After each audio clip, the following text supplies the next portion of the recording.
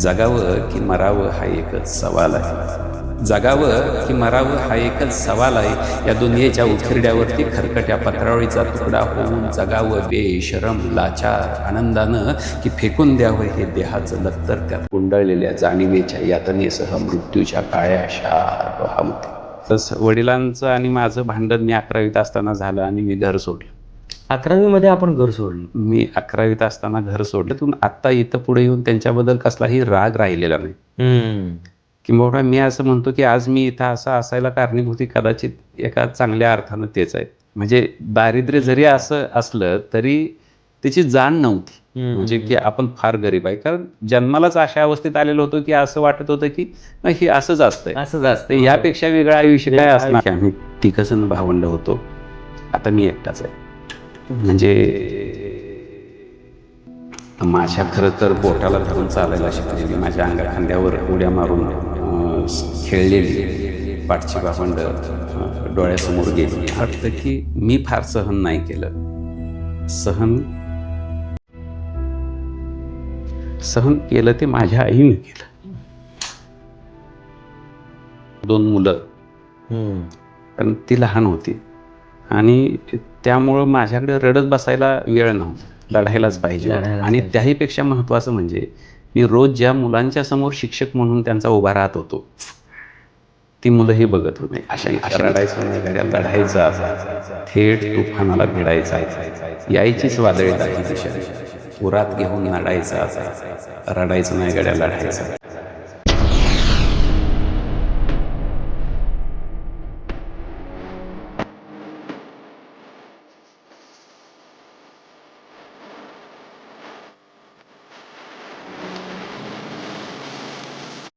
नमस्कार. Talk with अनिरुद्धमध्ये आपल्या सर्वांचं मी पुन्हा एकदा सहर्ष स्वागत करतो. आता आज आपल्याकडे कोण गेस्ट येणार आहेत याची उत्सुकता सगळ्यांनाच लागली असेल, बरोबर? तर आपण आज कोणाला बोलवलेलं आहे, तर मागच्या वेळेला आपण जो पॉडकास्ट केला होता माननीय आदरणीय रवी बावडेकर सरांसोबत त्यांच्या हर्ष अकॅडमीबद्दल, तर त्याला उत्स्फूर्त असा प्रतिसाद मिळालेला आहे, उदंड प्रतिसाद मिळालेला आहे. आणि त्या प्रतिसादाला अनुरूप बरेच जणांच्या कमेंट्स आल्या किंवा बऱ्याच जणांचे फोन येऊन गेले की आम्हाला हे ऐकून घेण्याची इच्छा आहे की बावडेकर सर हर्ष अकॅडमी सांभाळत असताना नेमकं घर कसं सांभाळत आहेत किंवा पर्सनल लाईफ कशी सांभाळत आहेत किंवा बऱ्याचशाच गोष्टी त्यांच्या आयुष्यामध्ये काही घडल्या गेल्या असतील. आणि या सगळ्यांची उत्सुकता माझ्याबरोबरच प्रेक्षकांनाही होती. तर आणि दुसरी गोष्ट म्हणजे ते प्रचंड सुंदर कवी आहेत आणि त्यांच्या कविता ऐकण्याचा मोह माझाही आवरला गेला नाही. आणि प्रेक्षकांचंही म्हणणं होतं की ते एवढे सुंदर कवी आहेत तर मग तुम्ही कविता का नाही सादर करायला लावल्या त्यांना. ती एक कविता ऐकल्यानंतर प्रचंड जणांची उत्सुकता वाढली होती. आणि म्हणून आज आपण सरांना पुन्हा एकदा आपण इथं बोलवलेलं आहे आणि सरांना खास कविता ऐकवण्यासाठी आणि मनमुराद गप्पा मारण्यासाठी आपण इथं बोलवणार आहोत सरांना. तर मी पहिल्यांदा स्वागत करतो रवी बावडेकर सर यांचं की आपण नमस्ते. पुन्हा एकदा सर आपलं स्वागत आहे टॉक विथ अनिरुद्धमध्ये.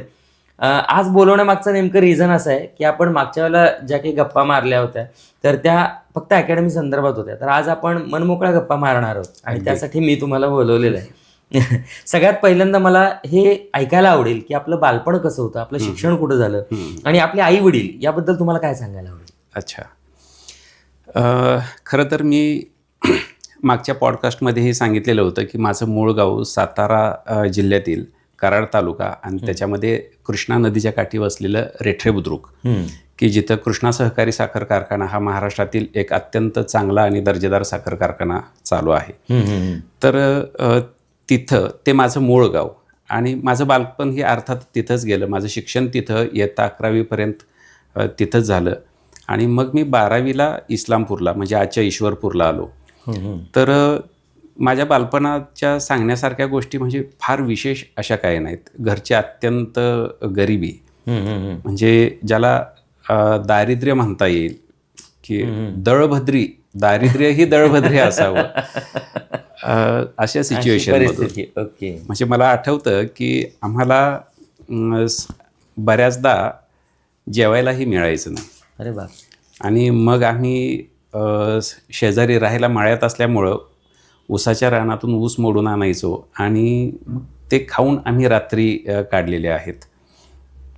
किंवा मला हेही आठवतं की माझी आजी दूध घालायला कारखान्यावर जे काय कामगार लोक राहायचे तर तिथं दूध घालायला जायचे आणि त्यांच्याकडचं जे काय शिळंपाकं असायचं तर ते शिळंपाकं ते कामगारांच्या घरातल्या बायका आमच्या आजीला द्यायच्या की घरी आणून मसरांना घालावं म्हणून. तर ते आम्ही वाट बघत बसायचो आणि बऱ्याचदा मग ते जर प्रमाण जास्त असेल तर ते वाळवून ठेवणं आणि नंतर मग ज्या वेळा कधी पोटाला मिळणार नाही त्यावेळेला ते पाण्यात टाकायचं त्याचा चुरा करून आणि ते खायचं. म्हणजे अशा अवस्थेतून ही सुरुवात होती.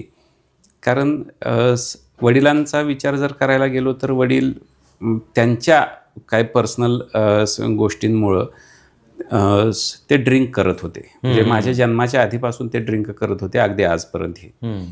आणि त्यामुळे त्यांची साहजिकच घराकडे ते पूर्णपणे दुर्लक्ष झालं. मला माझ्यानंतरचे 2 धाकटे भाऊ होते, म्हणजे आम्ही एकूण 3 जण. आणि इथून सुरुवात झालेली होती. राहायला माळ्यात होतो, तिथून एक 3 ते 4 किलोमीटर अंतरावर शाळा असायची. शाळेला जाणं येणं चालत आणि रस्ताही आत्ता तो चांगला झालेला आहे. त्यावेळेला माळ्यातले रस्ते म्हणजे चिखलातून जाणं अशा परिस्थिती. बरोबर. अगदी गिरणसुद्धा दळण आणायचं म्हटलं तर गावात. मग शाळेला जाताना ठिकं डोक्यावर दळणाचं आणि अशा अवस्थेत आम्ही शाळेला जायचो. बरोबर.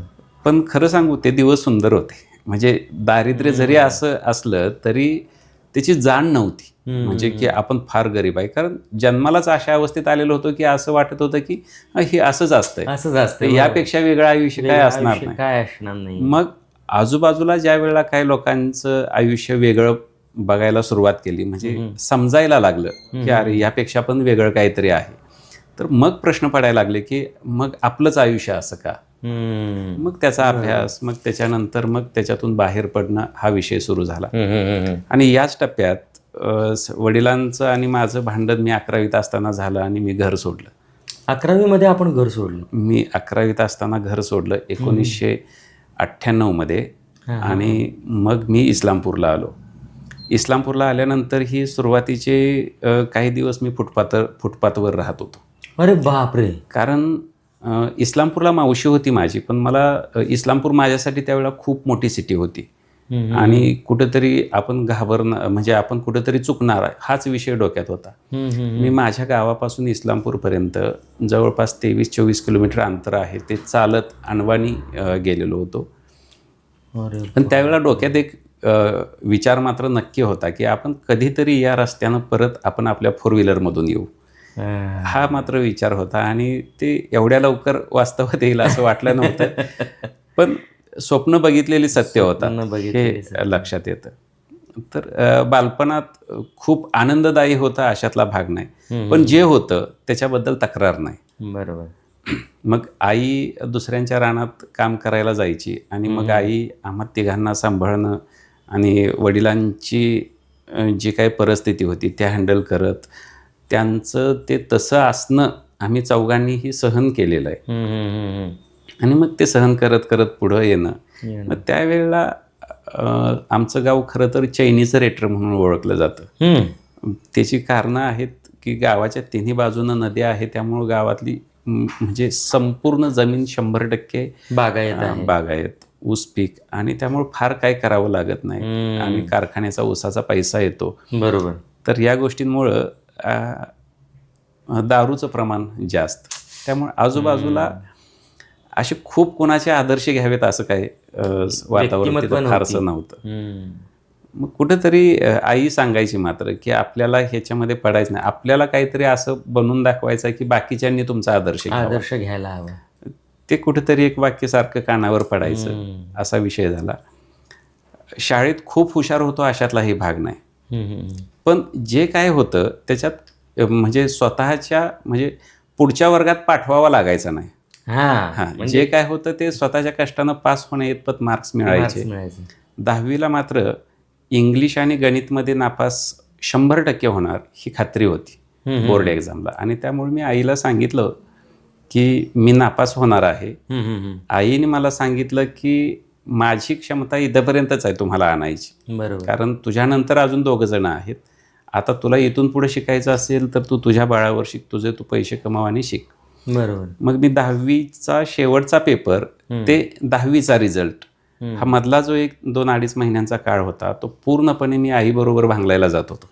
अरे बा, ते यासाठी की मला ऑक्टोबरला फॉर्म भरायचा आहे एक्झामला, हा विषय होता. तर सुदैवानं म्हणजे मला माहीत नाही ते अननोन व्यक्ती कोण आहे की ज्यांनी मला इंग्लिश आणि गणितला पास केलं असेल आणि मी पुढं आलो. त्यामुळे 11वीचा प्रवास सुरू झाला. म्हणजे खंड न पडता शिक्षण सुरू शिक्षण राहिलं. सुरू राहिले. बरोबर. तर असा एकंदरीत हे बालपण होतं. म्हणजे ओके. या बालपणातच मला फक्त असं आठवतं की एक कुठंतरी बंडखोर वृत्ती होती की काहीतरी आपल्याला बदलायचं आहे, जे आहे तसं चालू द्यायचं नाही. परिस्थितीशी भांडायची इच्छा होती, परिस्थितीशी भांडायची आणि परिस्थितीवर मात करून पुढे येण्याची जी जिज्ञासा होती किंवा इच्छा होती ती तुम्हाला इस्लामपूरपर्यंत घेऊन आली होती. अगदी बरोबर. सर, मला विचारायला आवडेल की आपल्याला लेखनाची आवड आहे, आपण लेखन पण करतात, तर ही लेखनाची आवड कशी निर्माण झाली आणि त्याच्यासाठी कोणाची प्रेरणा मिळाली होती किंवा हे उपजतच होतं की मनातूनच आलं आणि हे झालंय, तर त्याच्याबद्दल ऐकायला आवडेल. 11वीला मी कृष्णा महाविद्यालय शिवनगर इथं, म्हणजे आमच्या गावातलंच कॉलेज आहे, तिथं शिकत होतो. बरोबर. आणि 11वीत असतानाच मला रेठरं सोडावं लागलं, आमचं गाव सोडून इस्लामपूरला यावं लागलं. बरोबर. पण त्या कॉलेजमध्ये असताना तिथं भित्तीपत्रकात मी एक कविता वाचलेली होती. कवितेचं नाव मला आजही आठवतं, आषाढस्य प्रथम दिवसे. खरं तर नंतर लक्षात आलं की ही कवी कालिदासांचं म्हणजे मेघदूत आहे, त्याच्या अनुषंगाने केलेली कविता. पण आषाढस्य प्रथम दिवसे आली ती नवयौवना, माना लचकल्या कितीक वळून तिजला पाहताना, अशा त्या काहीतरी ओळी होत्या त्या कवितेच्या. कुणीतरी त्या कॉलेजमधल्या विद्यार्थ्यांना त्या लिहिलेल्या आणि मला ते फार आवडलं. मग मी काय केलं की मी ते माझ्या वहीवर उतरून काढली ती पूर्ण कविता.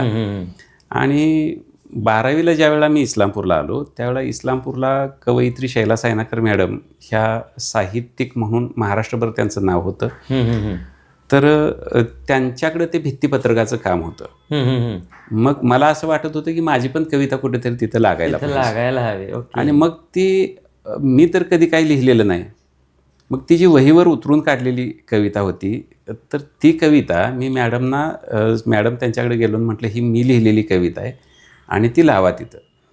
खरं तर ते आज लक्षात येतं की मॅडम त्यावेळेला महाराष्ट्रातल्या आघाडीच्या कवयित्री होत्या. त्यांना ते पटकन लक्षात आलेलं असणार आहे की ही चोरी आहे म्हणून. पण मॅडम एकाही शब्दानं त्या बोलल्या नाहीत. म्हटलं छान लिहिलेस. तर आणि त्यांनी ती लावली, मला आठवतं ते. मग ते त्यांनी लावल्यानंतर तेव्हा मात्र म्हणजे काही लोक मला जे ओळखणारे होते ते म्हणायला लागले छान लिहितोयस हे ते असं तसं. तेव्हा मात्र लक्षात आलं की आपण ही चोरी वारंवार नाही करू शकणार. तर ते जे काय आहे ते आपलं असायला पाहिजे.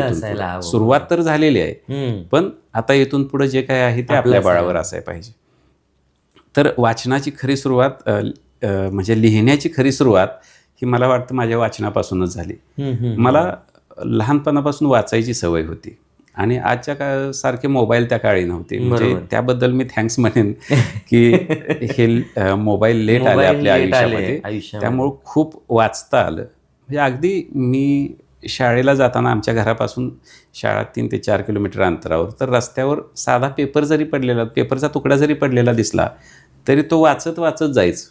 म्हणजे शालेय अभ्यासक्रमाची पुस्तकं सोडली तर वाचायला अवांतर काहीच नव्हतं. त्यामुळे जे मिळेल ते, तर त्याच्यातून वाचनामुळं खरं तर मी लिहायला लागलो असं म्हणता येईल. कारण कुठेतरी एक पाया तयार झालेला होता 10वीपर्यंत. मग 11वीला ही कविता मी तुम्हाला सांगितलं, 12वीला ही कविता, आणि त्याच्यानंतर मग मात्र शैला सायनाकर मॅडम ज्या होत्या त्यांनी वेळोवेळी त्या मार्गदर्शन करत राहिल्या. किंबहुना त्यांनी माझ्याकडे ती एक जबाबदारी दिली की तू ही जी कविता म्हणजे भित्तीपत्रक जे आहे कॉलेजचं त्याची किल्ली माझ्याकडे दिली. येणाऱ्यांच्या कविता तू घे, तू तिथं लाव, चित्र लाव, जे काय आहे जे मटेरियल आहे ते तू त्याच्यावर संपादनाचं काम कर आणि ते लाव. तुला जर असं काही शंका आली तर माझ्यापर्यंत घेऊन ये. मग मॅडमनी तो एक विश्वास टाकल्यामुळं मग लक्षात आलं की आपल्याकडं म्हणजे एवढी हजारो मुलं आहेत, जवळपास 5,000 मुलं कर्मवीर भाऊराव पाटील महाविद्यालयात शिकत होती, तर त्यांच्यापैकी आपल्याकडेच का.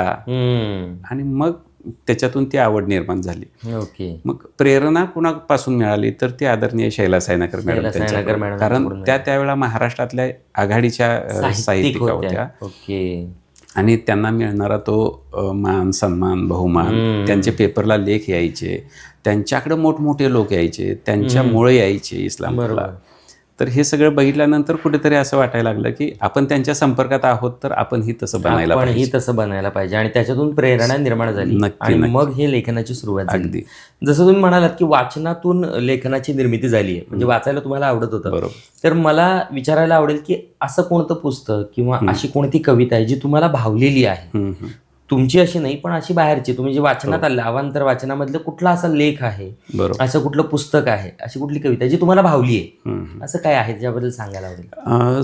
मला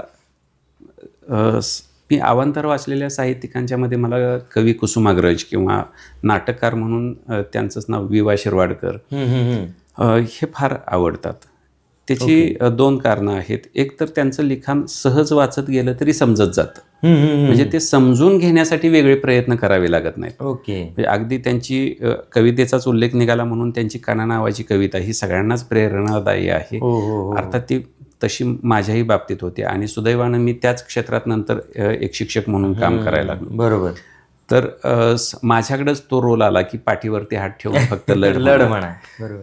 तर तो विषय होता. मग कुसुमाग्रजांनी लिहिलेलं त्यांचं नाटक ही नटसम्राट त्याच्याही फार प्रेमात आहे. म्हणजे त्यातले शब्द त्यांनी एक एक शब्द तासून काढल्यासारखा आहे. म्हणजे त्याच्यात स्वगत जे आहे, to be or not to be, that is the question. तर हे माझं आजही पाठ आहे. मी कॉलेजला 12वीला ते प्रकरण होतं की कशासाठी जगतो आहोत आम्ही, आणि ते स्वगत मी त्यावेळेला पाठ केलेलं ते आजही जसंच्या तसं माझं तोंडपाठ आहे. बरोबर. मग तुमच्या शब्दामध्ये ते ऐकायला आवडेल सर आम्हाला.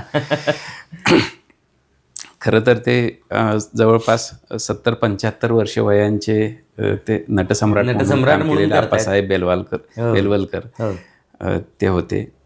तर ते अत्यंत उद्विग्न अवस्थेत त्यांच्या रूममध्ये, म्हणजे त्यांना आउट हाऊस दिलेलं होतं राहायला, तिथं होते. आणि त्यांच्यावर त्यावेळेला नेमका त्यांच्याच मुलीनं चोरीचा आळ घेतलेला होता.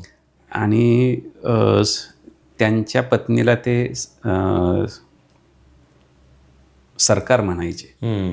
आणि त्यांची पत्नी ती मुलीला जाब विचारायला जाते की तू तुझ्या बापाला असं चोर म्हटलीस काय. आणि त्यावेळेला ते एकटे इथं पाठीमागं बसलेले आहेत आणि त्यावेळेला ते बोलतात to be or not to be, that is the question. म्हणजे कधी काळी मराठी रंगभूमीचा हा सम्राट असणारा माणूस, ज्यानं सगळं आपलं आयुष्यभराची कमाई मुलगा आणि मुलीवर अशी वाटून टाकली, तो माणूस त्याच्यावरच उद्या स्वतःच्या पोटच्या मुलीकडूनच चोर म्हणून आरोप त्यावेळेला तो जो बोलतो ते आहे to be or not to be, that is the question. जगावं की मरावं हा एकच सवाल आहे. जगावं की मरावं हा एकच सवाल आहे. या दुनियेच्या उखिरड्यावरती खरकट्या पत्रावळीचा तुकडा होऊन जगावं बेशरम लाचार आनंदानं, की फेकून द्यावं हे देहाचं लक्तर त्यात गुंडळलेल्या जाणीवेच्या यातनेसह मृत्यूच्या काळ्या शार डोहामध्ये. आणि करावा सर्वांचा शेवट, सर्वांचा एकाच प्रहारानं, माझा तुझा याचा त्याचाही. मृत्यूच्या महासर्पानं जीवनाला असा डंख मारावा की नंतर येणाऱ्या निद्रेला नसावा जागृतीचा किनारा कधीही. पण त्याच निद्रेला पुन्हा स्वप्न पडू लागली तर इथंच मेख आहे. अहो, नव्या स्वप्नांच्या अनोळखी प्रदेशात प्रवेश करण्याचा धीर होत नाही, म्हणून आम्ही सहन करतो हे जुनं जागेपण. सहन करतो प्रेताच्या निर्जीवपणानं अभिमानावर होणारे बलात्कार, अस्तित्वाच्या गाभाऱ्यात होणाऱ्या सत्वाची विटंबना. आणि अखेर करुणेचा कटोरा घेऊन उभे राहतो खालच्या मानेनंच आमच्याच मारेकऱ्यांच्या दाराशी. विधात्या तू इतका कठोर का झालास. अरे एका बाजूला आम्ही ज्यांना जन्म दिला ते आम्हाला विसरतात, आणि दुसऱ्या बाजूला ज्यानं आम्हाला जन्म दिला तूही आम्हाला विसरतोयस. मग विस्कटलेल्या हाडांचे हे सापळे घेऊन हे करुणा करा. आम्ही थेरड्यांनी कोणाच्या पायावर डोकं आदळायचं रे, कोणाच्या पायावर, कोणाच्या. खूप सुंदर सर, खूप सुंदर. नटसम्राटवरून मला आठवलं सर, म्हणजे माझा काही फोर्स नाही, पण तुमची जर इच्छा असेल तर असा एक कटू प्रसंग तुमच्या आयुष्यामध्ये आला होता आणि त्या कटू प्रसंगाची एक आठवण मी ज्या ज्या व्यक्तींना आजपर्यंत भेटलो आहे आणि त्या व्यक्तींसमोर ज्या वेळेला मी सांगतो की मी रवी बावडेकर सरांना भेटायला निघालो आहे किंवा भेटलो आहे किंवा सर माझे एक प्रेरणास्थान आहेत, त्यावेळेला त्या कटू प्रसंगाची आठवण प्रत्येकजण करतो आणि तो मला सांगतो की सर यातून कसे उभे राहिलेत हे त्यांनाच माहिती आहे. ह्या प्रसंगातून आमच्यासारखा कुठलाही व्यक्ती उभा राहू शकणार नाही किंवा तो कोलमडून जाईल अशा पद्धतीनं की तो पुन्हा उभा राहणार नाही. तर तुमची इच्छा असेल तर मला तुम्ही कसे उभा राहिलात आणि तो प्रसंग काय होता हे मला ऐकायला आवडेल. नक्कीच. खरं तर तुम्ही जो संदर्भ दिलात तो कटू प्रसंग, त्याच्याही आधी आणखी 2 कटू प्रसंग तसे आयुष्यात आलेले आहेत. बऱ्याच लोकांना त्याची आयडिया नसावी. मी मगाशी उल्लेख केला की आम्ही 3 जण भावंड होतो, आता मी एकटाच आहे. तर 2008-09 माझ्या पाठची सख्खी 2 भावंड, की एकाचं वय 23 वर्ष होतं आणि एकाचं 21 वर्ष होतं. तर अगदी हे खूप मोठी सपोर्ट सिस्टीम होती माझी ती. बरोबर. म्हणजे माझ्या खरं तर बोटाला धरून चालायला शिकलेली, माझ्या अंगाखांद्यावर उड्या मारून खेळलेली पाठची भावंड डोळ्यासमोर गेली. आणि म्हणजे हे बघताना, हे बोलतानाही आज ते फार त्रास होतो त्याचा. डोळ्यासमोर गेली? डोळ्यासमोर म्हणजे आजूबाजूला आहेत असं असताना ते आपण म्हणतो की आहेत. हो. तर जे असेल ते, म्हणजे त्याच्या खोलात मला जायचं नाही, पण त्या दोघांनीही सुसाईड केलं आणि हे सुसाईड करतानाचा कालावधी 9 महिन्यांचा होता मध्ये.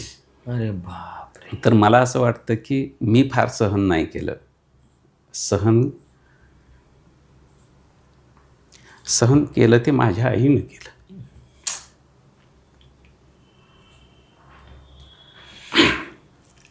कारण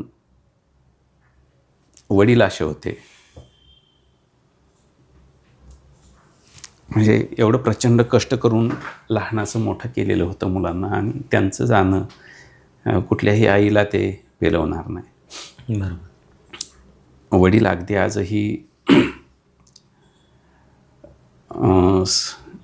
मी मगाशी म्हटलं तसं नशेत असतात, त्यामुळं त्यांना त्याचं कितपत गांभीर्य, म्हणजे वडील म्हणून त्यांनाही ते असणारच आहे ते दुःख, पण त्यांच्याकडे किमान दारू आहे. आईकडे तसं काही नव्हतं.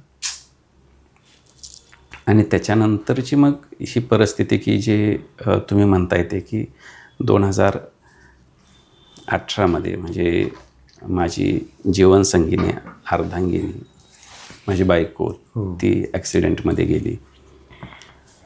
तर ज्या बसने रोज ती ऑफिसला जायची त्याच बस खाली ती सापडली आणि तिची जाग्यावर ऑन दी स्पॉट डेथ झाली.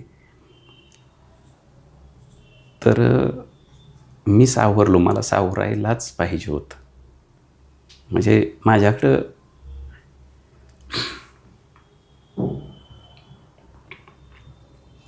दुसरा मार्ग नव्हता.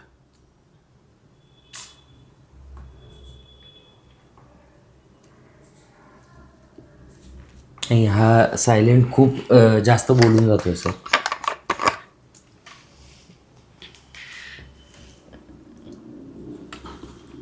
तुम्ही ज्या पद्धतीनं सावरलात सर, तर त्या पद्धतीनं सावरणं हे सामान्य माणसाला शक्य नाही.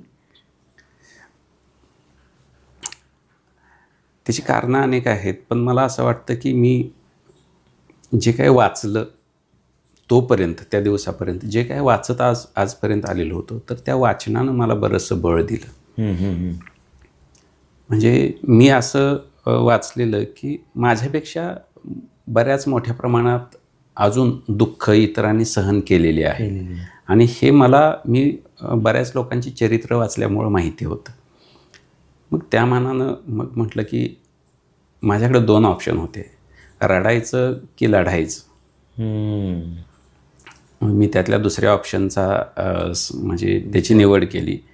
कारण घरी आई आई वडील आणि त्याच्यानंतर 2 मुलं, कारण ती लहान होती आणि त्यामुळं माझ्याकडे रडत बसायला वेळ नव्हता, लढायलाच पाहिजे होतं. आणि त्याहीपेक्षा महत्त्वाचं म्हणजे मी रोज ज्या मुलांच्या समोर शिक्षक म्हणून त्यांचा उभा राहत होतो, ती मुलंही बघत होती. म्हणजे अशा सिच्युएशनमध्ये हा माणूस कसा उभा राहील. तर मला त्यांना माझ्याच आयुष्यातून तो एक मेसेज द्यायचा होता की रडायचं नाही गड्या, लढायचं आता, थेट तुफानाला भिडायचं आता, यायचीच वादळे दाही दिशांनी, उरात घेऊन नडायचं आता, रडायचं नाही गड्या, लढायचं आता.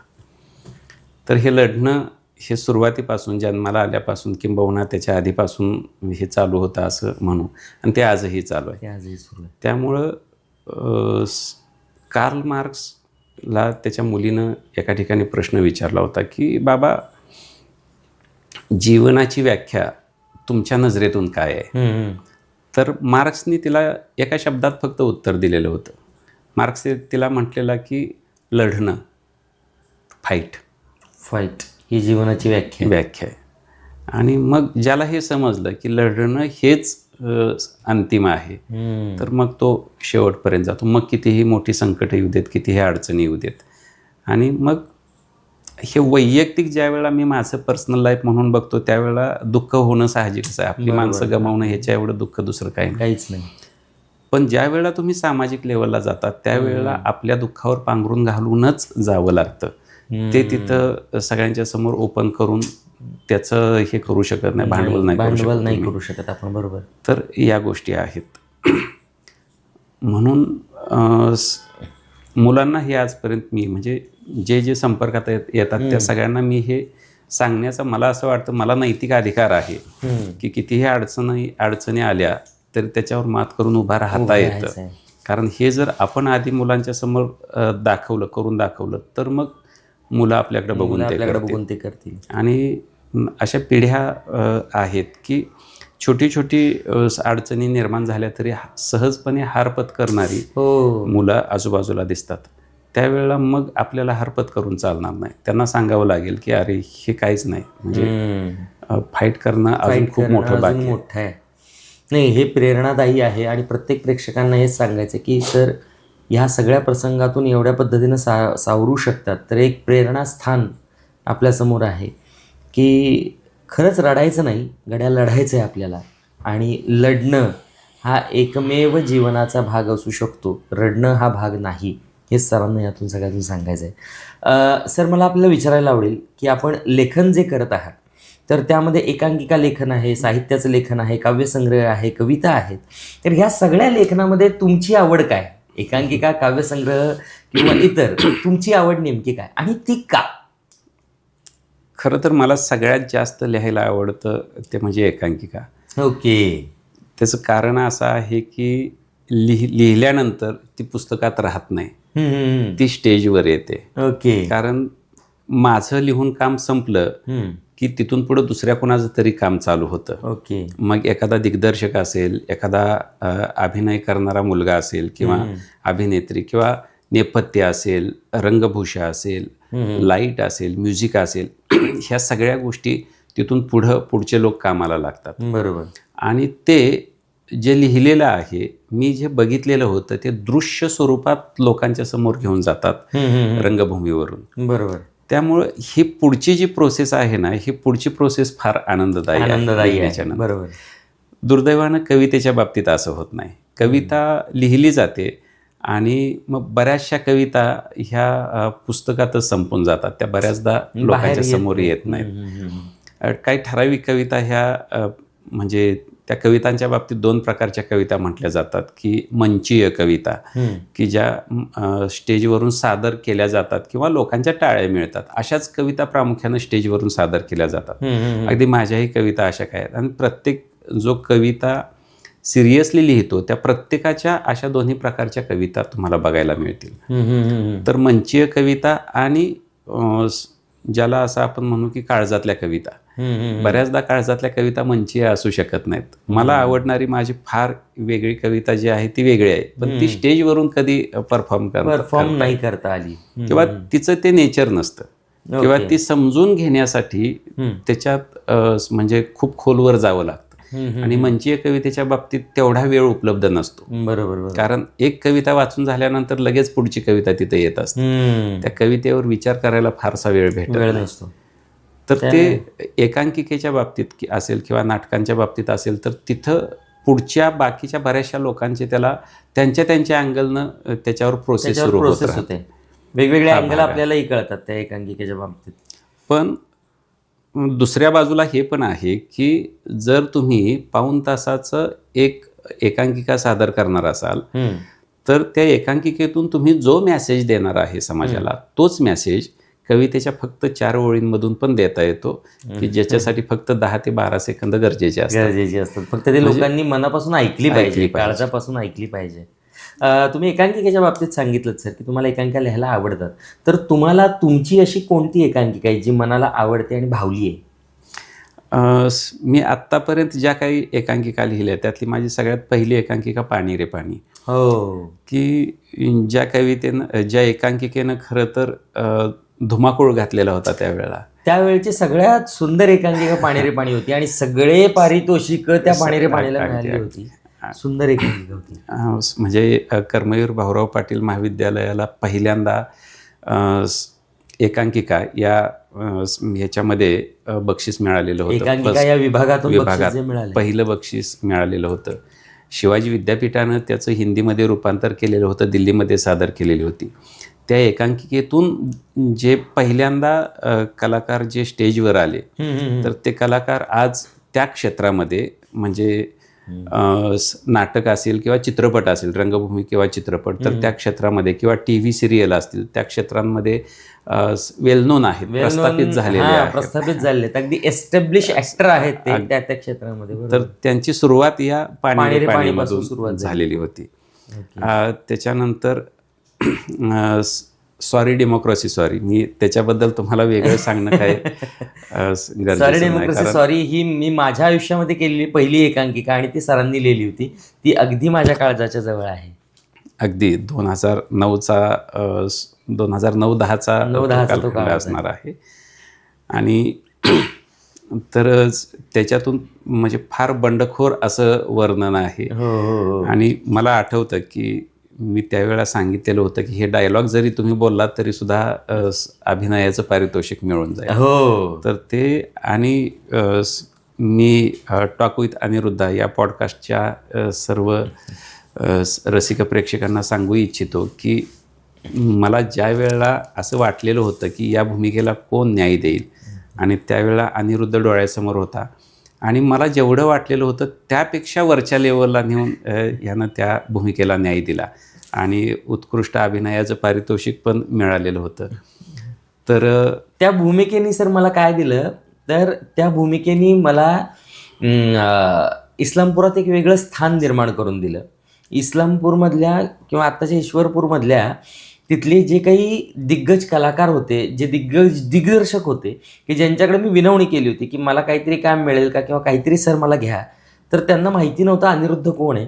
तर त्या एकांकिकेने किंवा तुम्ही मला त्या लोकांमध्ये एक वेल नोन म्हणून पर्सनॅलिटी दिलीत आणि त्यातून मला उमगलेला एक हिरा होता ते म्हणजे शिवाजीराव कुंभार सर. शिवाजीराव कुंभार सरांनी मला त्या सॉरी डेमोक्रेसी सॉरीमध्ये बघितलं आणि त्यानंतर त्यांनी ठरवलं की ह्या माणसाला मला शेवटपर्यंत सोडायचं नाहीये आणि त्यांच्याकडून मला प्रचंड शिकायला मिळालेलं आहे. अगदी त्यांच्याकडून मी खरं तर मीही त्यांच्या हाताखाली काम केलेलं आहे नाटकामध्ये आणि मीही त्यांच्याकडून बऱ्याचशा गोष्टी शिकलो. तर या निमित्तानं त्यांची आठवण झाली, खरंच खूप छान वाटलं. पण ते अजून असायला पाहिजे होते असंही त्या निमित्तानं वाटतं. खूप मोठं नुकसान पण झालं आपल्या. पण त्यांनी जो त्यांचा एक परिसर स्पर्श माझ्या एकांकिकेला लाभला ती एकांकिका म्हणजे रंगुनी रंगात साऱ्या. तर ती ही फार सुंदर एकांकिका होती. म्हणजे कलाकाराचं आयुष्य कसं असायला पाहिजे तो मेसेज देणारी ती एकांकिका होती. आणि नंतर एक फार ज्वलंत विषय घेऊन एकांकिका आलेली होती ती म्हणजे जिगोलोनी म्हणजे स्टेजवर चालू एकांकिकेमध्ये पडदा टाकण्याची वेळ आलेली होती. म्हणजे एवढा तो बोल्ड विषय होता. त्यावेळेला समजून घेऊ शकतो आपण. पण त्याच एकांकिकेनं त्यानंतर 3 दिवसांनी साताऱ्याच्या स्पर्धेमध्ये सगळी पारितोषिकं गोळा करून आणलेली होती. म्हणजे एका ठिकाणी नाकारलं जाणं आणि दुसऱ्या ठिकाणी भरभरून मिळणं, स्वीकारलं जाणं, हां, हे त्या 3 दिवसांमध्ये आम्ही ते अनुभवलेलं होतं. तर असे भले बुरे असे बरेचसे अनुभव आलेले आहेत. त्यामुळे आपण समृद्ध होत गेलो खरं. नाही, आणि एकांकिका, वक्तृत्व ह्या सगळ्या ज्या गोष्टी त्या समृद्ध करणाऱ्याच अगदी, आहेत. फक्त तुम्ही त्यातून काय घेता हे महत्वाचं आहे. बऱ्याच लोकांच्या दृष्टिकोनातून तो थोडासा म्हणजे नजरेखालचा भाग आहे की बाबा ते क्षेत्र चुकीचं आहे, वाईट आहे, अभिनय क्षेत्र म्हणा किंवा बाकीच्या गोष्टी. पण तसं नाही आहे. तुम्ही काय घेता हे इम्पॉर्टंट आहे आणि कशा पद्धतीनं घेता. आणि प्रत्येक एकांकिका तुम्हाला काहीतरी मेसेज देत असते आणि तो मेसेज तुम्ही कशा पद्धतीने घेता ते इम्पॉर्टंट आहे असं मला वाटतं. जसं आपला साहित्याचा विषय निघाला सर, की साहित्य क्षेत्रामध्ये तुम्ही आता कार्यरत आहात, तर तुमचा सगळ्यात आवडता आणि जवळचा साहित्यिक कोण आहे? मी मगाशी सांगितलं की कुसुमाग्रज जे आहेत ना, तर तो फार प्रचंड म्हणजे माझ्या काळजातला माणूस आहे. काळजातला. ओके. आणि पण त्याचबरोबर कवी ग्रेस जे आहेत, म्हणजे बरेचसे लोक त्यांना दुर्बोध किंवा परग्रहावरचा कवी असं मानतात. पण मला तो माझ्या फार जवळचा वाटतो. ओके. कवी ग्रेस. ओके. की त्यांची जी मांडणी आहे, म्हणजे मला जर असं कोणी विचारलं की तुला साहित्यिक म्हणून पुढचं आयुष्य यांच्यापैकी कुणाचं लाभायला पाहिजे, तर मी ग्रेसचं मागे. ओके. म्हणजे मी फार त्या माणसावर प्रेम करतो. तुम्ही त्यात प्रेमातच आहात. कवी ग्रेस सरांच्या प्रेमातच आहात. ओके. मगाशी सर तुम्ही उल्लेख केला की माझ्या काळजाला भिडलेल्या काही कविता आहेत की ज्या लोकांना आवडतीलच अशा नाही आहेत, पण त्या माझ्या काळजाच्या जवळच्या आहेत. तर अशा काही कविता आहेत ज्या आम्हाला ऐकायला आवडतील आणि तुम्हाला ऐकवायला आवडतील? काही कविता मी तुम्हाला सांगू शकतो. खरं तर माझा थोडासा प्रॉब्लेम हा आहे की माझ्याच कविता माझ्या पाठ नाहीत. मी मगाशी कुसुमाग्रजांचं एवढं मोठं स्वागत तुम्हाला म्हणून दाखवलं, पण माझ्या कविता पाठ राहत नाहीत. नाही, काही अडचण नाही सर. मला ऐकायला आवडतील. तुम्ही बघून जरी सांगितलं तरी चालतं, पण ऐकायला आवडतील सर.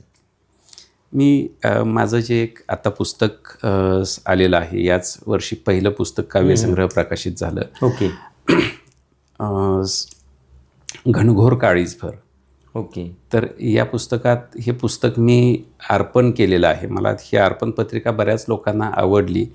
मलाही ती लिहिताना असं म्हणजे खऱ्या अर्थानं अर्पण केलं आहे असं वाटलं. तर ते माझ्याच आई वडिलांना अर्पण केलेली आहे पत्रिका. ती अर्पण पत्रिका हो ऐकायला आवडेल सर. ती या पद्धतीनं आहे. तत्पूर्वी आधी मी सांगू इच्छितो की वडिलांच्याबद्दल मी मगाशी ज्या काही गोष्टी सांगितल्या, तर त्याच्यातून आत्ता इथं पुढे येऊन त्यांच्याबद्दल कसलाही राग राहिलेला नाही. किंबहुना मी असं म्हणतो की आज मी इथं असं असायला कारणीभूती कदाचित एका चांगल्या अर्थानं तेच आहेत. तर अर्पण पत्रिका, ज्यांच्यामुळे जगात आलो आणि ज्यांच्यामुळे जगत आलो त्या आई आणि दादा यांना. तुमच्याशिवाय सगळंच अज्ञात होतं. सगळ्यांनाच मीही अज्ञात होतो तुमच्याशिवाय. तुम्ही मला ही पृथ्वी भेट दिली. वा. तुम्ही मला ही पृथ्वी भेट दिली. सूर्य दिलात खेळायला विश्वाच्या अचाट पसाऱ्यातून. क्या बात आहे. त्यावरील जिवंत माणसं आणि त्यांचा इतिहास असंख्य सजीवांमधून, तोही भेट दिलात मला तुम्ही. अनादी अनंत कालचक्रातून काही वर्षे नावावर केलीत माझ्या. अनादी अनंत कालचक्रातून काही वर्षे नावावर केलीत माझ्या, आणि ती करण्यासाठी नावही तुम्हीच दिलत मला. सुंदर. आई दादा, म्हणूनच आई दादा, माझ्यासह माझं सगळं तुमचंच तुम्हालाच. अशी ही अर्पण पत्रिका होती. कारण कुठंतरी पुढं जाऊन हे लक्षात येतं की बरेचसे लोक रडत राहतात की माझ्यासाठी आईनं हे केलं नाही, बापानं हे केलं नाही. मला फक्त या अर्पण पत्रिकेतून त्यांना एवढंच सांगायचं आहे की त्यांनी जन्म दिला, इथंच सगळं आलं. म्हणजे तुम्हाला ही पृथ्वी भेट दिली त्यांनी, म्हणजे त्याची व्हॅल्यूज करता येते. व्हॅल्यूज नाही करता. त्यावरचे रंग दिले, त्यावरचे पक्षी, प्राणी, फुलपाखरं सगळं पाहण्याची संधी उपलब्ध त्यांनीच करून दिली आहे. त्यामुळे आई वडील आपले निर्माता आहेत. त्यामुळं मग मी विचार करत गेलो आणि नंतर मग वडिलांच्याबद्दल जो सुरुवातीच्या टप्प्यात जो राग होता मनात तो सगळा निघून गेला. निघून गेला. बरोबर. आणि मी आज त्यांना अगदी अगदी भरल्या भावनेनं त्यांना थँक्स म्हणतो ओके. की जन्म दिला हेही नसेल थोडं. ही नसे थोडं की. तर हा विषय होता. मला एक अशीच म्हणजे आतपर्यंत पोहोचलेली अशी कविता लागलेली की ॲक्च्युली तसं ते घडलेलं होतं प्रसंग. माझी अकॅडमी शामगावला होती आणि त्यावेळेला तिथं एक माझ्याकडे असणारे माझे असिस्टंट आणि ते बरेच दिवस माझ्याकडे होते, म्हणजे बरेच महिने होते माझ्याकडं. आणि दिवाळीच्या आदल्या दिवशी मी सगळ्या मुलांना सुट्टी दिलेली होती, सगळ्यांना पेमेंट वगैरे करून असिस्टंटना वगैरे सुट्टी दिलेली होती. पण ते म्हटले मी इथं थांबतो. तर मी त्यांना विचारलं की दिवाळीला मी सुट्टी देतोय, लोक मागतात, तुम्ही इथं थांबतो म्हणताय. म्हटले सर मला माझी घरी जायची इच्छा नाही. मग मी काय केलं की मी म्हटलं मीही थांबतो आणि का जायची इच्छा नाही ते मला सांगा. रात्री आम्ही 1 वाजेपर्यंत बोलत बसलो आणि त्यांनी त्यांची जी काय हिस्ट्री सांगितली. मला खरं तर शॉक बसला की एवढे महिने आम्ही एकत्र राहतोय आणि हा नेहमी हसत खेळत राहणारा माणूस एकदाही त्यांनी जाणवून नाही दिलं. तर किती मोठी दुःख घेऊन ही माणसं जगत असतात. म्हणजे फक्त हे प्रातिनिधिक स्वरूपात आहे, पण बऱ्याच मोठ्या प्रमाणात मला हे बोलता येईल की मग ते झोपले रात्री 1-1:30च्या दरम्यान आम्ही कुठेतरी झोपलो. त्यांना झोप लागली पण मला नाही लागली. मी तिथं ही कविता लिहिली. कवितेचं शीर्षक जे आहे ते आहे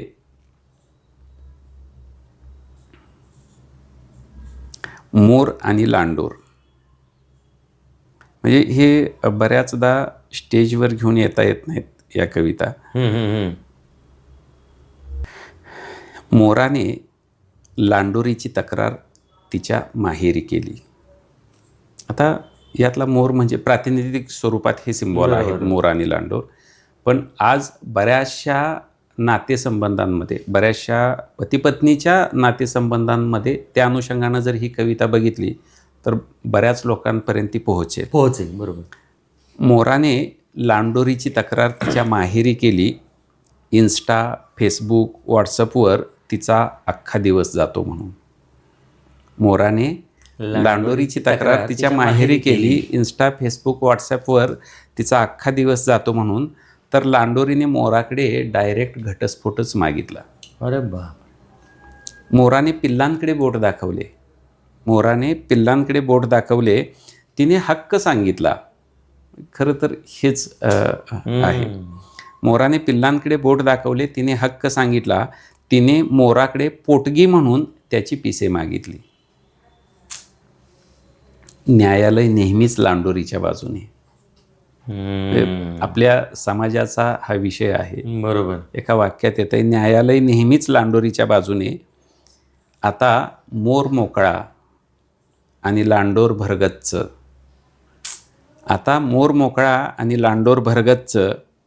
सोशल मीडियावर लांडोर फार्मात आणि मोर कोमात. प्रश्नचिन्ह आहे, कारण मोराचं अस्तित्व संपून जातं.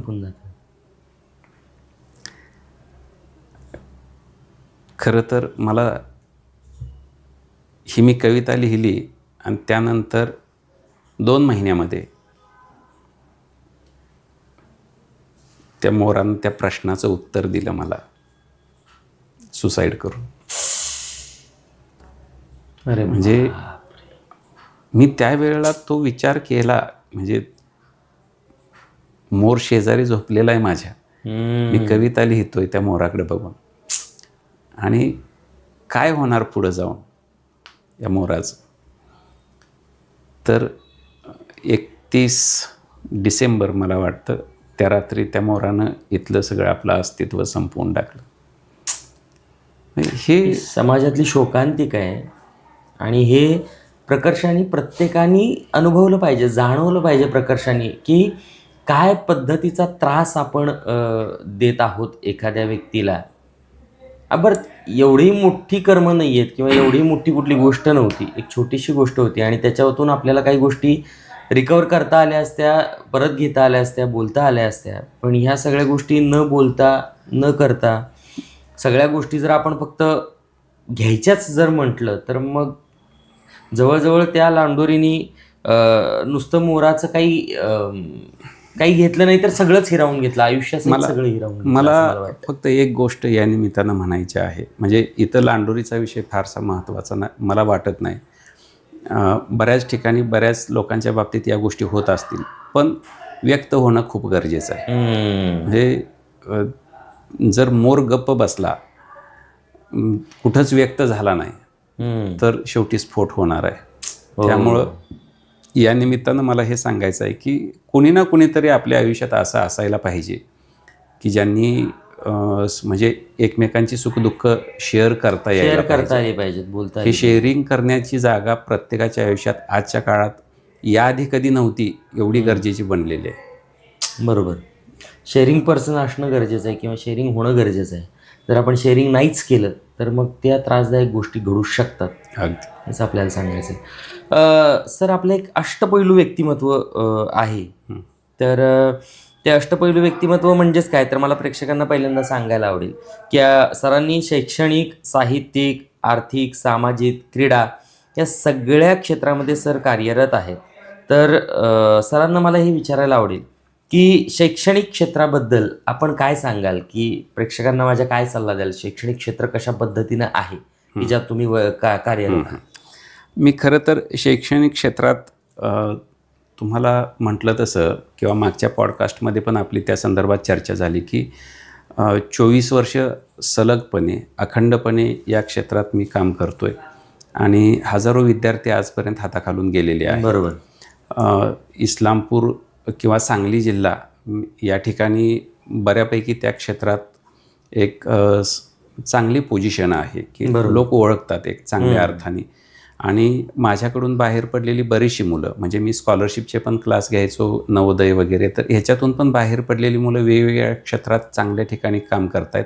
आणि स्पर्धा परीक्षेच्या माध्यमातून जी मुलं बाहेर पडली, सिलेक्ट झाली डायरेक्ट सरकारी नोकरीमध्ये, तर ती हे आहेत. त्यामुळे ते क्षेत्र तर म्हणजे माझा पोटापाण्याचा उद्योग म्हणून पण, आणि मी मगाशी एक शब्द वापरलेला, स्वार्थ आणि परमार्थ, अशा दोन्ही गोष्टी मला यातून साध्य करता येतात. बरोबर. मुलांना जास्तीत जास्त देणं हे या माध्यमातून करता येतं. बरोबर. सर, आपण संमोहन क्षेत्र जे आहे त्या संमोहन क्षेत्रामध्ये पण कार्यरत आहात. बरोबर. एक हिप्नॉटिस्ट आणि हिप्नोथेरपिस्ट या दोन्ही क्षेत्रामध्ये आपण कार्यरत आहात, तर त्याच्याबद्दल काय सांगायला आवडेल? म्हणजे आपण कशा पद्धतीनं संमोहित करता एखाद्याला? म्हणजे तसंही जेवढी लोक आता आहेत क्षेत्रामध्ये, सरांच्या हाताखालून जी गेली ती सगळी सरांना संमोहितच आहेत. सरांनी ऑलरेडी हिप्नोटाईज करूनच पाठवलेले आहेत असं मला वाटतं. तर कसं आपण हिप्नोटाईज करतात? नाही, ते आता इथं करून दाखवलं असतं खरं तर, पण पुढचा पॉडकास्ट होणार नाही. बरोबर. तर हिप्नॉटिझम ही मनाला फार आनंद देणारी गोष्ट आहे. मी ही कला शिकलो त्याचं मुख्य आणि मूळ कारण असं आहे की लोकांना त्यांच्या आयुष्यातली दुःख विसरून मनमुराद हसवता येतं. 1.5-2 तास हे त्या लोकांच्या आयुष्यातले हे एवढे आनंददायी असतात की कधीही आयुष्यात ते एवढे हसले नसतील एवढे तिथं त्यावेळेला हसतात ते. बरोबर. म्हणून मनोरंजन हा एक मुख्य उद्देश म्हणून मी हिप्नॉटिस्ट झालो. आजपर्यंत माझे जवळपास 150पेक्षा जास्त स्टेज शो झालेले आहेत. मी नेहमी तो व्यवसाय म्हणून स्वीकारला नाही, पण ज्या वेळेला मला जिथं संधी मिळेल तिथं मी लोकांना हसवणं हा उद्देश डोळ्यासमोर ठेवून तिथं जातो. त्यानंतर हिप्नोथेरपिस्ट ही आज काळाची गरज बनलेली आहे.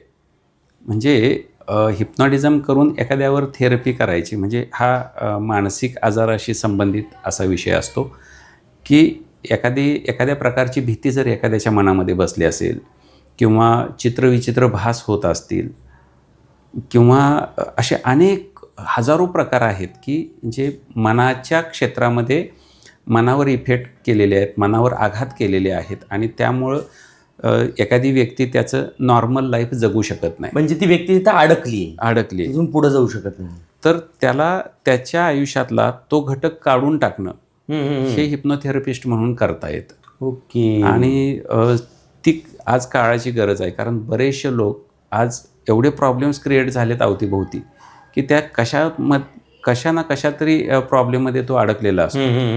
त्यामुळं मोकळेपणानं त्याला जाता येत नाही पुढं. तर हे हिप्नोथेरपिस्टच्या माध्यमातून ते काम करता येतं. ते काम करता येतं.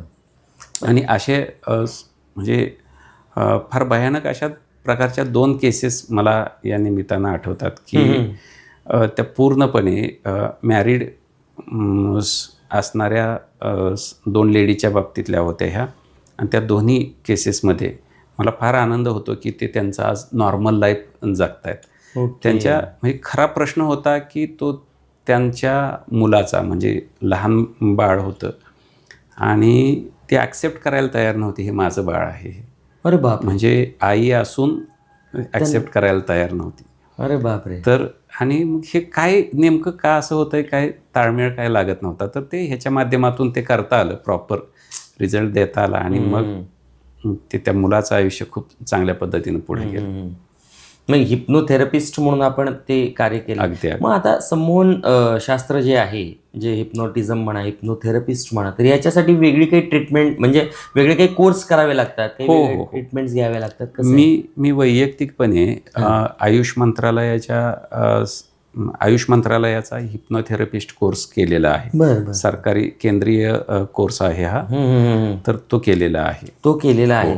तर त्यासाठी एक वेगळा कोर्स आहे आणि तो जर केला आपण तर मग त्या गोष्टी आपण परत करू शकतो. कारण आपण हिप्नोटिझम करणं म्हणजे जवळजवळ दुसऱ्याच्या वैयक्तिक आयुष्याशी किंवा त्याशी खेळणंच आहे. बरोबर. तर त्यासाठी वैयक्तिक कोर्स असणं गरजेचं आहे. तर सगळ्यांना हे सांगायला आवडेल की ते कोर्स केल्याशिवाय कुणी कुणाला संमोहित करायला जाऊ नका. नाहीतर आज सरांचा पॉडकास्ट ऐकला, उद्या लगेच आम्ही संमोहित करायला गेलो, असं काही कुणी करू नका. सर, एक इंटरेस्टिंग गोष्ट आहे ती मला तुम्हाला विचारायला आवडेल की मध्ये एक रुहानियत अ कल्चरल फिएस्टा हा एक कार्यक्रम झाला होता. तर त्या कार्यक्रमाच्या स्टेजवर आपण होता, तर ते स्टेजवर आपण काही सादर करत होता, तर त्याबद्दल काही माहिती सांगा. खरं तर रुहानियत हा कार्यक्रम स्वतः आम्ही असं 4 मित्र आहोत. तर आम्ही मित्रांनी एकत्र येऊन आमच्या वतीनं सुरू केलेला हा प्रोग्राम आहे. म्हणजे रुहानियत आपलाच कार्यक्रम. ते सादर करताना म्हणजे काय काय व्यक्ती तुम्ही सादर करतात किंवा लोकांना तो कसा आवडतो? मला सांगायला निश्चित आवडेल की हा कार्यक्रम अगदी खूप चांगल्या दर्जाचा कार्यक्रम आहे. सांस्कृतिक क्षेत्रात असा प्रयोग पहिल्यांदाच झालेला होता. आमचे मित्र आहेत धर्मवीर पाटील, की जे पत्रकार म्हणून काम करतात आणि प्रतिभा दिवाळे अंक आहे त्यांचा, की गेली 18 वर्ष अखंडपणे इस्लामपूरसारख्या ठिकाणावरून ते चालवतात आणि खूप उत्कृष्ट दर्जाचा महाराष्ट्रातला दखल घेण्यायोग्य असा तो दिवाळे अंक आहे. तर त्याचे संपादक म्हणून ते काम करतात. डॉक्टर राहुल गौर म्हणून आहेत, की जे भवानीनगर या ठिकाणी सरकारी वैद्यकीय अधिकारी म्हणून ते शासकीय अधिकारी म्हणून काम करतात, स्वतः डॉक्टर आहेत. सूर्यकांत शिंदे म्हणून आहेत, की जे पत्रकार आहेत, त्याचबरोबर त्यांचे इतर काही राजकीय किंवा अशा क्षेत्रांमध्ये पण ते कार्यरत आहेत. पण त्यांचा आवाज जो आहे तो म्हणजे आमच्या रुहानियतचा आवाज म्हणून आम्ही त्यांच्या आवाजाची बघतो. तर असे आम्ही 4 जण ऑन स्टेज परफॉर्म करतो. कुणी गाणी गात असतात, कुणी कविता सादर करतात, तर कुणी त्यांचे काही स्टेजवरचे म्हणजे अभिनय वगैरे असे काही नाट्यछटा वगैरे अशा काही सादर करतो. असे वेगवेगळ्या गोष्टी आहेत, किस्से आहेत, विनोदी आहे, तेवढंच इमोशनल करणारे आहेत. म्हणजे जवळपास जे 9 रस आहेत त्या 9 रसांचं कॉम्बिनेशन तुम्हाला रुहानियतमध्ये बघायला मिळेल. आणि रुहानियतचा अर्थ खूप सुंदर कार्यक्रम आहे. या हृदयीचं त्या हृदयी असा त्याचा अर्थ आहे. तर त्याचे आमचे आतापर्यंत जवळपास 27 स्टेज शो झालेले आहेत आणि खूप चांगल्या पद्धतीनं त्याला डिमांड आहे. त्यामध्ये आपण येत्या जानेवारीमध्ये आमचा हा कार्यक्रम दुबईमध्ये होतोय. दुबईमध्ये होतो अगदी. तर फार सुंदर कार्यक्रम आहे. मला असं म्हणजे कधी असेल तर मी तुम्हाला नक्की सर बघायला. मला काय सगळ्या प्रेक्षकांना तो रुहानियत फिएस्टा कार्यक्रम बघायला खूप छान आवडेल. त्यात नेमका तुमचा रोल काय आहे सर? तुम्ही आम्ही सगळेच सगळ्या गोष्टी आपण सगळ्या- हँडल हो. करतोय. ओके. रोहन द फिएस्टाचा जर कधी व्हिडिओ आपल्याला शेअर करता आला तर मी सगळ्या प्रेक्षकांना शुभम जाधव हा आमचा आवाज प्रेक्षकांपर्यंत व्यवस्थितपणे पोहोचवण्याचं काम करतो. ओके. साऊंड आर्टिस्ट म्हणून यामध्ये काम करतो. यामध्ये ओके शुभम जाधव म्हणून आहेत ते. नाही, छान आहे, सुंदर आहे सर. कधी आपल्याला व्हिडिओ शेअर करता आला तर रोहन द फिएस्टाचा आपण एक छान व्हिडिओ टॉक विथ अनिरुद्धला शेअर करूयात. सर मला हे आपल्याला विचारायला आवडेल की CCTF आपण coaching classes teacher federation of social forum Maharashtra राज्य याचे एक पदाधिकारी पण आहात, तर त्याच्याबद्दल काय माहिती द्याल? मी जसं एक शिक्षक म्हणून काम करतो तसं असे शिक्षक म्हणून काम करणारे महाराष्ट्रभर 2 प्रकारचे शिक्षक असतात. एक सरकारी नोकरी करणारे आणि दुसरे कोचिंग क्लासेस घेणारे. ओके. तर कोचिंग क्लासेस घेणाऱ्या शिक्षकांची संघटना आहे ही कोचिंग क्लासेस टीचर्स फेडरेशन आणि सोशल फोरम महाराष्ट्र राज्य. हे नुसतं फेडरेशन नाही तर सोशल फोरम पण आहे, म्हणजे सामाजिक गोष्टींमध्ये पण ही संघटना बऱ्याचदा उभी राहते अडचणींच्या वेळेला. तर या संघटनेचं मुखपत्र आहे गुरुवाणी नावाचं. तर या गुरुवाणी मुखपत्राचा संपादक म्हणून मी काम करतो. म्हणजे राज्यस्तरीय जी कार्यकारिणी आहे त्याचा पदाधिकारी म्हणून मी गेली काही वर्ष काम बघतोय. ओके. तसंच सांगली जिल्हा लेवललाही हे संघटना आहे. तर खूप चांगल्या पद्धतीनं सांगली संघटनेचं आणि वाळवा तालुक्याचं काम होतं या माध्यमातून. म्हणजे ह्याच्यातून मुख्य उद्देश आमचा हा आहे की कोचिंग क्लासेस शिक्षक जे आहेत तर त्यांचे प्रश्न जे आहेत ते प्रश्न सोडवणे हा मुख्य उद्देश आहे. ओके. सर मग आपले जे काही गोष्टी लिहिल्या गेलेल्या आहेत त्यामध्ये काही चरित्र आहेत, स्पर्धा परीक्षेवर काही लिहिलेलं आहे, काव्यसंग्रह आत्ता आपला प्रकाशित होत आहे. तर जे चरित्र आपण लिहिलेलं आहे चूक भूल द्यावी घ्यावी, तर त्या चरित्रासंदर्भात काय माहिती द्यायला आवडेल आपल्याला? एक सांगली जिल्ह्यातले अत्यंत उत्कृष्ट नावाजलेले असे इंजिनियर म्हणून सिव्हिल इंजिनियर म्हणून इंजिनियर PK पाटील साहेब यांना ओळखलं जातं. तर PS पाटील साहेब, तर त्यांच्या रिटायरमेंटच्या निमित्तानं त्यांच्या कुटुंबियांनी असं ठरवलं की त्यांनी आजपर्यंत जे काही काम केले फार शून्यातून कष्ट करून हा उभा राहिलेला मोठा झालेला माणूस, आणि तो फक्त स्वतः मोठा झाला नाही, त्यांनी इतरांनाही मोठं केलं. तर त्यांचा एक गुणगौरव व्हावा म्हणून कुटुंबियांनी असं ठरवलं की आपल्याला एक हे करायचं आहे, म्हणजे त्यांचं चरित्र असं. पण वेळ खूप कमी होता. तर ते चरित्राचं वैशिष्ट्य असं आहे की मी रोज त्यांच्याबरोबर सकाळी फिरायला जायचो मॉर्निंग वॉकला, त्यांच्याकडून ती सगळी माहिती घ्यायचो आणि दिवसभर मी ते हाताने लिहून काढायचो. आणि माझं हस्ताक्षर चांगलं असल्यामुळं माझ्या हस्ताक्षरातच ते छापलेलं आहे जसं हा महाराष्ट्रातला पहिला प्रयोग असावा की एक चरित्र की हस्ताक्षरात लिहिलं गेलं आणि ते तसंच छापलं गेलं. ओके. म्हणजे ते टायपिंग करून छापलं गेलेलं नाही. अतिशय सुंदर पद्धतीनं ते सरांनी आपल्याला सांगितलं. सर मला एक किस्सा आपल्याकडून ऐकायला आवडेल की मध्ये आपण ह्याच्यामध्ये बँकॉक आणि थायलंडमध्ये गेला होता आणि तिथे एक कार्यक्रम छान पार पडला होता विमा परिषदेचा. बरोबर. त्या पुरस्काराने तुम्हाला एक सन्मानित करण्यात आलं. तर तो एक अनुभव काय होता? म्हणजे अगदी बँकॉक थायलंड पर्यंत जो पुरस्कार सन्मान प्राप्त करणं आणि तो एक अनुभव किंवा तो एक छान किस्सा ऐकायला आवडेल मला. मी खरं तर याची सुरुवात कुठं होते, मी तुम्हाला संदर्भ दिलेला होता की मी माझं गाव ज्या वेळेला सोडलं 1998ला आणि इस्लामपूरपर्यंत चालत आलेलो होतो, त्यावेळेला डोक्यात विचार होते की आपल्याला आयुष्यभर चालायचं नाही आणि मग या रस्त्याने परत माझ्या गावाकडे येताना मी 4 व्हीलर घेऊन येईन. तसंच त्यावेळेला बघितलेलं एक स्वप्न होतं की आपण विमानातून आपण का नाही जाऊ शकत,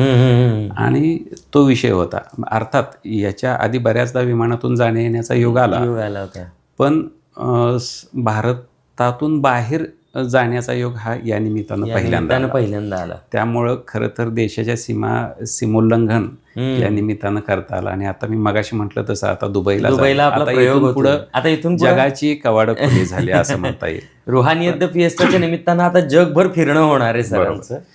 तर मी हेल्थ इन्शुरन्स वगैरे या सेक्टरमध्ये पण काम करतो, विमा क्षेत्रामध्ये, आणि ते आज काळाची अत्यंत गरज आहे. आणि हे कोरोनानं अधोरेखित केली. म्हणजे प्रत्येकाने लाईफमध्ये सेटल जर व्हायचं असेल तर सुरुवातीच्या टप्प्यामध्ये इन्शुरन्स उतरवून घ्यावा आणि नंतर मग आपली प्रॉपर्टी क्रिएट करावी. आधी प्रॉपर्टी क्रिएट केली तर दवाखान्यातल्या तुमच्या 15 दिवस राहण्यामुळं ती प्रॉपर्टी रिकामी होऊ शकते. बरोबर. तर त्या प्रॉपर्टीची ढाल आधी तुम्ही क्रिएट करावी, एक हेल्थ इन्शुरन्स ओपन करून. बरोबर. आणि मग तुम्ही ती प्रॉपर्टी तुमची करावी, असं थोडक्यात मी तुम्हाला या निमित्तानं सांगतो, कारण काळाची गरज आहे ती. मी या दरम्यान बऱ्याचशा लोकांपर्यंत पोहोचलो आणि त्यांना ह्याचं महत्त्व पटवून दिलं. तर त्याचं एक खूप चांगल्या पद्धतीनं काम माझ्याकडून झालं. आणि त्याची दखल कंपनीनं घेतली आणि तो पुरस्कार जो होता तो थायलंड या देशाची, बँकॉक ही राजधानी आहे, तर त्या ठिकाणी तो त्यांनी प्रोग्राम आयोजित केला होता. तर त्या प्रोग्राममध्ये मला त्या पुरस्कारानं सन्मानित करण्यात आलं.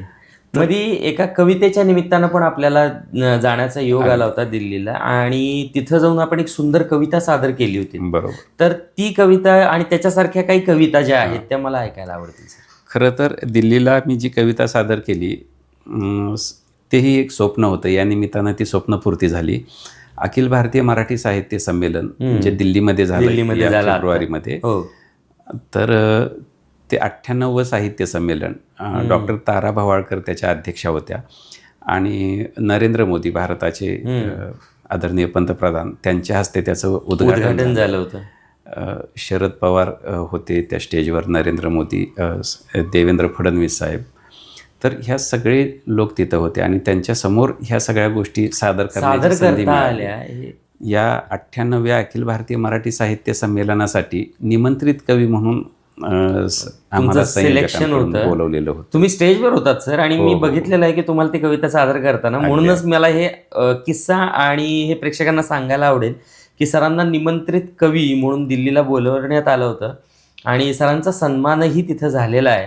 अगदी माननीय पंतप्रधान, आपले मुख्यमंत्री असतील, तर या सगळ्यांच्या देखत सरांचा खूप मोठा सन्मान झालेला आहे. आणि ती कविता आता मला सरांकडून ऐकायला आवडेल. नक्की. मी मगाशी म्हटलं तसं काही मंचीय कविता असतात आणि काही काळजातल्या कविता असतात.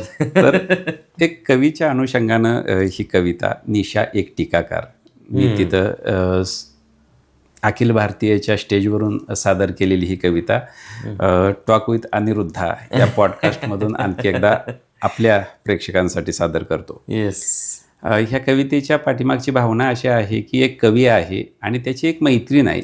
ती मैत्रीण कंटिन्युअस बोलत असते, म्हणजे त्याच्यावर टीका करत असते, सातत्यानं भडीमार करत असते, तू असं करतोस, तू असं करत नाहीस वगैरे, आणि तिच्या तो कचाट्यात सापडलेला आहे.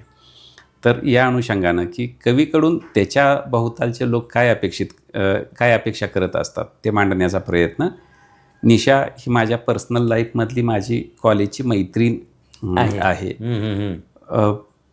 तर तिच्याकडूनच हे फक्त कवितेची मांडणी करताना काही गोष्टी त्यामध्ये मी थोड्याशा स्वातंत्र्य घेतलेलं आहे असं मी म्हणेन. तर कवितेचं शीर्षक आहे निशा एक टीकाकार. ती बोलायची आणि माझी मान डोलायची. ती बोलायची आणि माझी मान डोलायची. साखर पेरणी करत एखादा कडू डोस अलगद आत सोडायची आणि ती बोलायची, कवी सगळे किर्यानिष्ठ, कवी सगळे किर्यानिष्ठ, आपल्याच नादात आपल्याच तालात, जरा दखल ही घ्यावी भोवतालात. सभोवती वावरत 2 घास खाऊ घालायची आणि ती बोलायची, 2 पैसे गाठीला असू द्यावेत, 2 पैसे गाठीला असू द्यावेत. जग उधार देतं पण उदार कुणी होत नाही, समोरचं ताट देतं पण बसायचा पाठ कुणी देत नाही. म्हणत एखादी नोट हळूच माझ्या खिशात सरकवायची.